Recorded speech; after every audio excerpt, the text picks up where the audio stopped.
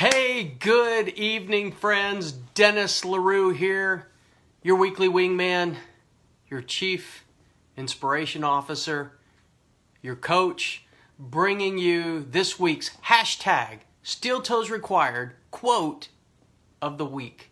This is episode number 33. 33. I'm so excited because this one takes me back to where all of this started for me. And when I say all of this, my journey into personal growth started from tonight's quote. I was in the audience when I heard this quote for the first time. And it was John Maxwell. That's right. I talk about him a lot. He is a mentor of mine. He's been one of the biggest influences in my life besides my faith and my parents. Anthony, Mom, glad you're here. And I remember the first time my mother-in-law brought me out to Odessa and I got to sit in the room with John Maxwell. And he was teaching for the very first time on his book called, in tonight's quote, "Talent alone is never enough." Here's the book right here. He wrote it in 2007. Talent alone is never enough. Now think about that for a minute. It's a great title for a book. It's a great quote. Hey, Danny, good to see you, my friend. Think about this for a minute. Talent alone isn't enough. Now, we just recently had the National Football League draft, and 253 players from college were drafted to play at the professional level of sports. I mean, it is a dream of every kid who puts on a helmet and grabs a football to play in the National Football League. Just recently, I was looking today at some stats about this. Did you know that there are over 1 million high school athletes playing football alone? Over 1 million. Nobody plays more. There are more athletes playing high school football than any other sport tracked by the NCAA in sports in America. Now think about that. Let's compare numbers. 1 million high school football players, yet only 253 actually make it into the professional ranks. Now here's what I know. I played football up until junior high, and I loved playing. But I also knew I was not going to the NFL. I knew it. I absolutely knew it. Was I talented? Certainly. Think about this. Are all those high school football players talented? Absolutely. Are the NFL players talented? Absolutely. They all have talent. But what separates the two of them? What separates the two of them? Rob, glad you're here. Hey, Deuce, glad you're joining me. Congratulations on your wife's graduation. Think about that. What separates professional athletes from high school athletes? Think about it.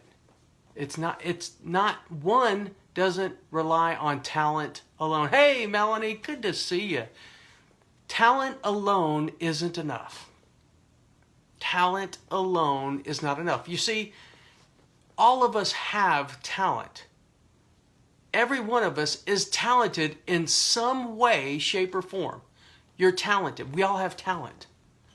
Now the question is, what are you doing with that talent? Are you relying on that talent? Because you see, talent will separate you from others because people notice. People notice people who are talented and gifted in areas. We do it all the time. Think of your talent. And maybe some of you right now are saying, you know what, I don't know what I'm talented at. I don't know what my strengths are. And that's okay. Because here's what I want you to do. If you're one of those that thinks that you don't have any talent or you're lacking in understanding your strengths, here's something for you to do. Get with your significant other. If you're married, get with your significant other. And some of you have kids. So kids, if you're watching this, sit down with mom and dad and ask them what you're talented at, what your strengths are. Or maybe ask a teacher. For those of you that work for employees, ask your boss. Sit down with those that know you best and ask them what they perceive your strengths and talents to be. And be prepared to write those down. Some of them will shock you because you'll think, oh, I'm not really talented at that. But you know what? They're noticing. So take notice. Hey, Tammy, glad you're here. Hey, Hattie, I'm glad you're watching too. Hey, Hattie, you make sure and you have mom and dad do this drill with you. You ask them what your strengths are, what you're talented at. You do that for Brother Denny. And the next time I talk to you, do me a favor. And you get on the phone and you tell me what mom and dad said. Okay? All right.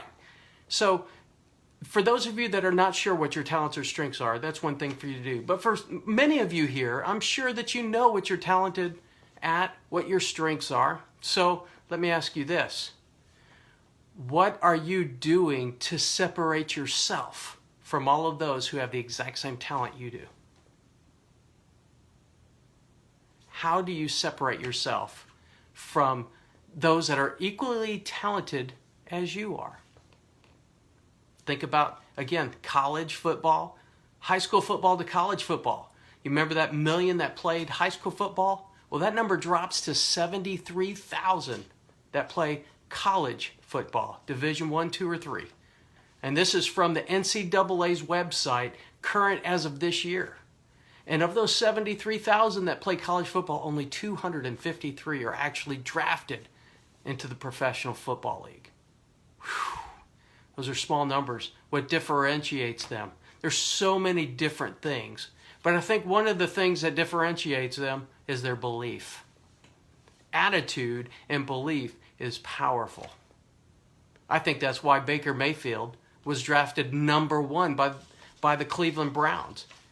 Because on everybody's charts, they said he was small. He was smaller than most quarterbacks. But his belief, his attitude, and he also has the skill set. Now, don't get me wrong. Got to have the skills. I can believe all that I want right now and have the right attitude, but I will never play center for the Dallas Cowboys. I'll not be a professional athlete on the Dallas Cowboys. You get what I'm saying here? Belief and attitude are important. You also got to have the talent, the competence in the particular area that you're growing. Hey, Scott, glad you're here, man. Talent alone is not enough. Thank you, Anthony. I appreciate that. What is the separator? What's the separator? Your attitude and your beliefs are a separator for your talent. Because again, talent alone, John Maxwell says, is never enough. You got to go up more. So it's attitude, it's beliefs, but it's also the little things. Elena, glad you're watching. What are the little things? Now for me, as a runner, one of the things that separates runners is their coach. Who's coaching them? There are different coaches out there that are producing some great results with their athletes. Stretching programs, diet, rest cycles. There's all different little nuances within the talent of running. It's the same with football. You know, you've got strength coaches and conditioning coaches. You've got your nutrition. They have their own, they have their agents that take care of them. There's so many different ways, but ultimately the talent of the player is what they do on the field. And they're disciplined, they're regimented, they're disciplined. They know. Athletes have a schedule from the time they wake up till the time they sleep, and that schedule is broken out also by where they're playing, what time they're playing, when they're playing during the week. It's just incredible. And they stick to their program and they tweak when necessary. Kelly, what's going on, man? Glad you're here. So again, every one of you has talent. And there are other talented people just like you in your field. What separates you? What's the great separator for you? Attitude, belief, discipline. Now, let me ask you this. Here's a task for you this week. What are the 5, those of you who watch the rule of 5, what are the 5 things that you need to do within your talent to separate yourself from others? And you need to do them every day. What are those 5 things? For some of you in sales, what does that look like to you? Is it following a certain formula? Number of calls that you make, number of visits. What are the 5 things that make you from a talented salesman to an outstanding salesman? The top 10% in your group. Again, NFL. Only like less than 1% of the players who play high school football or college football ever make it to the pros. What will put you in that category? That category of elite in your talent or field. Identify that rule of 5. What are those 5 things you do every day to set you apart from those who have the same talent as you? And then, because it's the little things. So right now, what's one talent that you have? I'd like to hear from you. Share a talent that you have right here, right now. What's one thing that somebody said to you that they've said, man, that's a talent of yours? What would that be? For me, people have told me that I inspire others, that I'm a gifted, that I speak well, that I inspire people. What's yours? How do I improve on this? What I'm doing right now. My rule of 5 every single day includes inspiring others. Maybe it's an encouraging word. And there's something else.